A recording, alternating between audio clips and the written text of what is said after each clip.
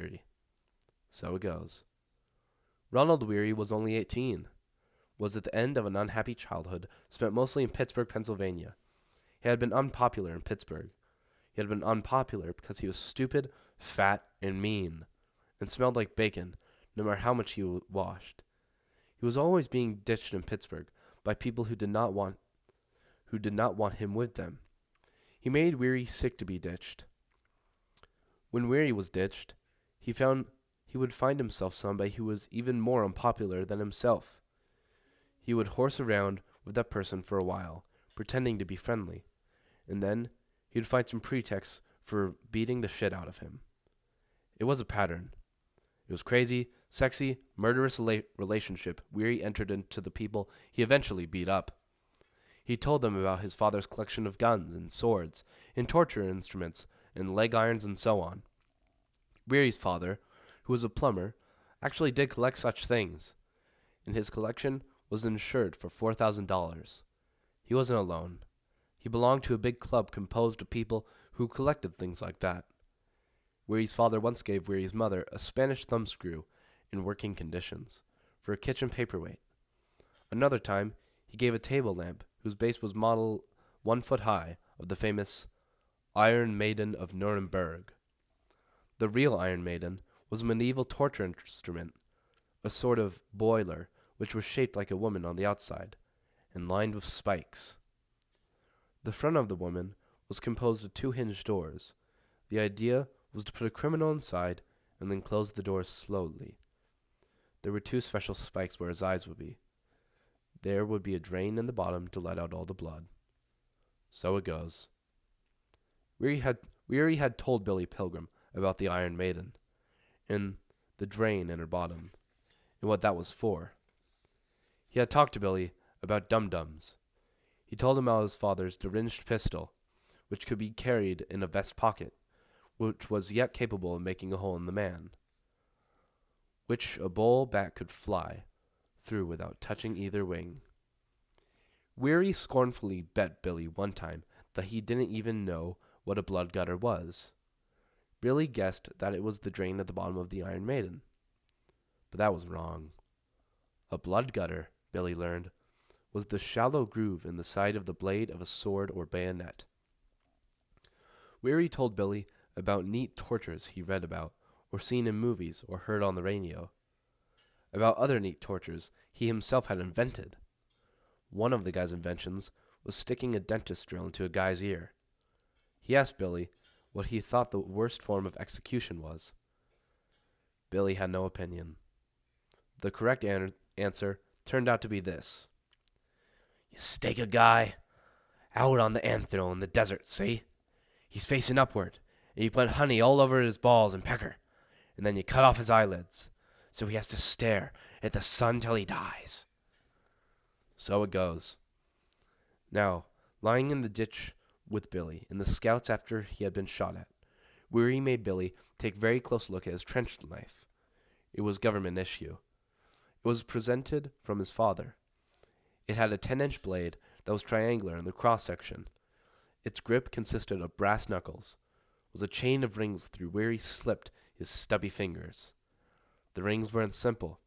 They bristled with spikes. Weary laid the spikes along Billy's cheeks, riled the cheek with savagely affection, restraint. You like to be hit with this, He wanted to know. I wouldn't, said Billy. Now, why is the blade triangular? No. Makes a wound that won't close up. Oh. Makes a 3-sided hole in a guy. You stick an ordinary knife in a guy, makes a slit, right? A slit closes, right? Right? Right. Shit. What do you know? What the hell they teach in college? I wasn't there very long, said Billy, which was true. He had only 6 months of college, and the college hasn't been a regular college either. It had been the night school of Ilium, School of Optometry. Joe College, said Weary scathingly. Billy shrugged. There's more to life than what you read in books, said Weary. He'll find that out. Billy made no reply to this, either. There in the ditch, since he didn't want the conversation to go on any longer than necessary, he was dimly tempted to say, though he knew a thing or two about gore, Billy, after all, had contemplated torture and hideous wounds at the beginning and the end of nearly every day of his childhood. Billy had an extremely gruesome crucifix hanging on the wall of his little bedroom in Ilium. A military surgeon would have admired the clinical fidelity of the artist's rendition of all of Christ's wounds.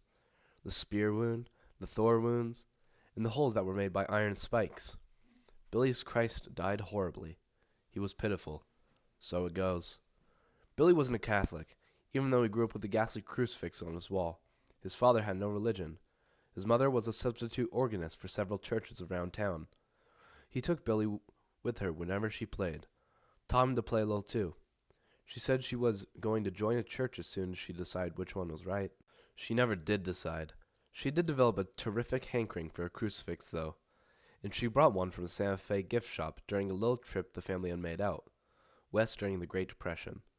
Like so many Americans, she was trying to construct a life that made sense from things she found in gift shops, and the crucifix went up on the wall of Billy Pilgrim. The two scouts, loving the walnut stocks of their rifles in the ditch, whispered that it was time to move out again. 10 minutes had gone by without anyone coming to see if they were hit or not, to finish them off. Whoever had shot was evidently far away and all alone. And the four crawled out of the ditch without drawing any more fire. They crawled into a forest like the big, unlucky mammals they were. They stood up and began to walk quickly. The forest was dark and old. The pines were planted in ranks and files. There was no undergrowth. 4 inches on the undermarked snow blanketed the ground. The Americans had no choice but to leave trails in the snow of ambiguous as diagrams in the book of the ballroom dancing.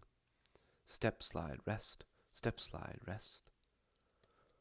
Close it up and keep it closed, Ronald Weary warned Billy Pilgrim as they moved out. Weary looked like Tweedledum, or Tweedledee, all bounded up for battle. He was short and thick.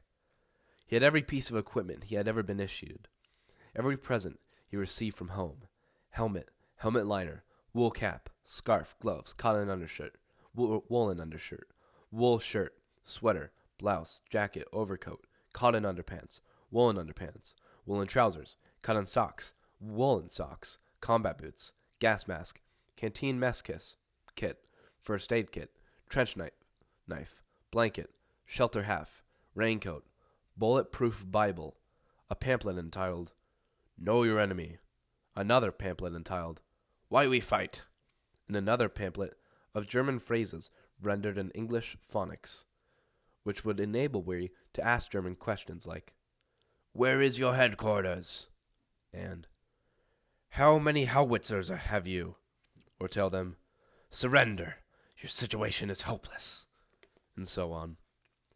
Weary had a block of balsa wood, which was supposed to be a foxhole pillow. He had a prophylatic kit containing 2 tough condoms. For the prevention of disease only. He had a whistle he was going to show anybody until he got promoted to corporal. He had a dirty little picture of women attempting sexual intercourse with a Shetland pony. He had made Billy Pilgrim admire the picture several times. The women and the pony were posed before velvet drapers, which were fringed with deedle-lee balls. They were flanked with Doric columns. In front of one column was a plotted palm. The picture of Weary had been print of the first dirty photograph in history.